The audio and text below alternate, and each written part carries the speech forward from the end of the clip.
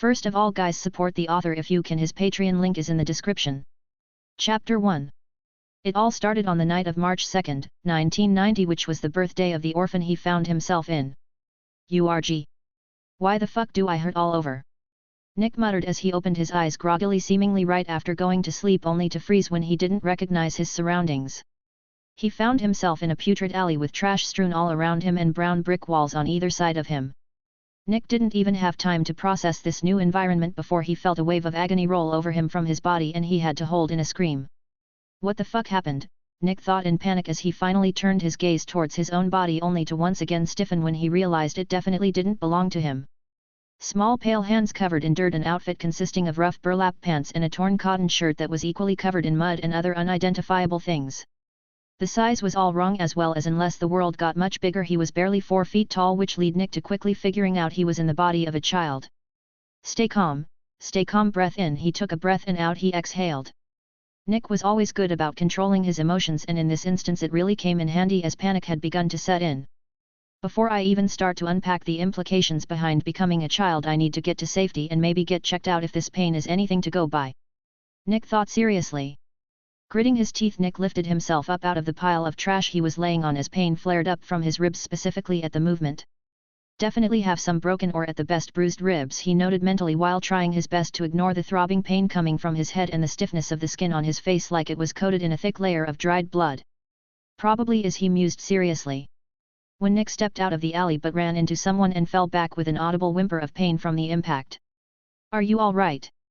A male voice with an English accent asked seriously, and looking up Nick saw that the person he had just ran into was a man with blonde thin hair and a narrow but decently handsome face in a black uniform and a matching cap. Nick recognized the outfit as an older version of the British police uniform and was momentarily surprised to see someone cosplaying it before the pain brought his thoughts back to his current situation. No sir, I can't seem to remember anything and I just woke up in this place. You know what happened? Nick asked while acting like a scared amnesiac, which he may as well have been. The man's brows furrowed as he frowned while genuinely giving Nick a thorough look over as he started finding clues that painted a very unpleasant picture in his mind. How could it not, when Nick clearly had a terrible head wound and was holding his side as though he was seriously hurting from it while being horribly dirty? The man's face softened in pity. What do you remember, lad? He asked seriously while taking out a notepad and pencil from his uniform's breast pocket. Nick frowned as though in deep thought, but that caused his head to hurt, so he stopped and shook his head. Just my name, mister. He said honestly.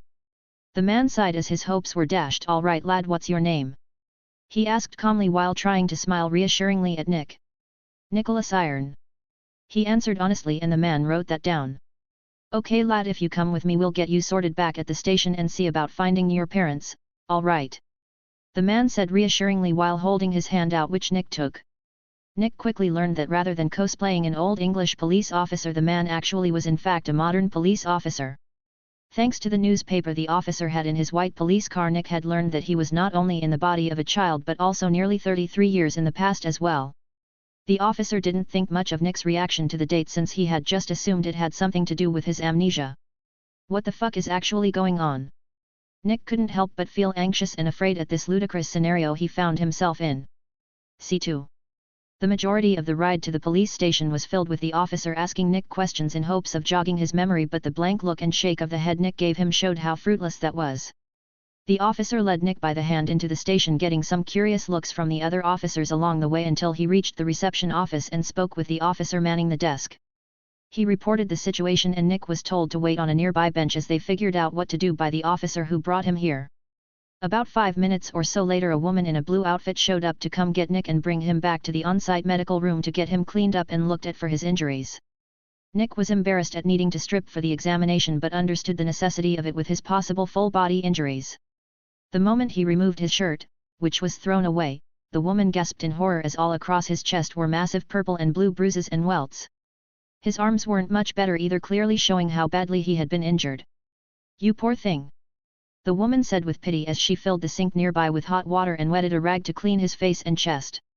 She was as gentle as she could be, but Nick still had to grit his teeth in pain as she wiped the gunk off of him. Nick's shirt had taken most of the disgusting stuff, but some of the rotten fluids had still soaked through and covered his torso. Once his chest was clean, the woman moved on to his neck and head, which didn't have anything covering it and was as a result covered in a foul-smelling mix of trash, mud, and blood. Unfortunately, this also meant that the woman needed to be much rougher with her scrubbing, which hurt a bit. She couldn't help apologizing multiple times, seeing the teary eyes of Nick, but didn't stop cleaning him up. The biggest problem came from Nick's hair that was basically unsalvageable, with all the stuff stuck in it, requiring the woman to cut it all off with a pair of scissors. It was at this point that Nick learned that his new body had grey, almost silver blonde colored hair. The woman got a bit angry at whoever caused Nick to end up like this as a result, as such a hair color was very rare and interesting but not unheard of. It was usually found in people with family histories of nobility due to the inbreeding nobles of old did. Once his hair was basically gone, the woman thoroughly cleaned his head, revealing the bruises on it, including a particularly nasty open gash on his forehead. Nick was allowed to wash his lower half on his since he clearly wasn't injured there, merely dirty.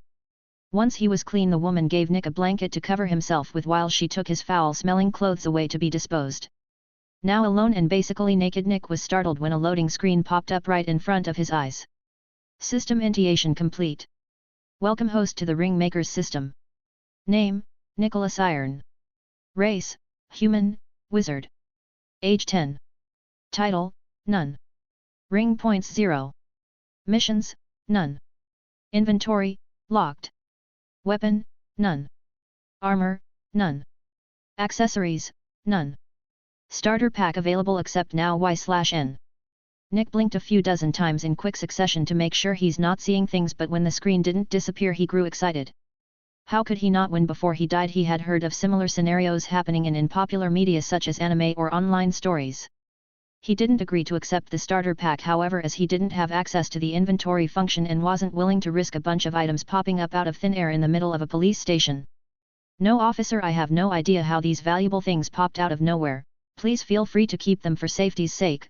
Yeah right, I need all the advantages I can take. Nick thought with a small chuckle that merely flared up his injuries, making him have to hold his laughter. C3. After being left alone for half an hour, the woman finally returned with a new set of clothes for Nick that she had an officer have his wife bring up to the station that were hand-downs but should fit Nick. He didn't mind wearing second-hand clothes since he had an older brother before he had found himself in his current situation, so he had worn them before.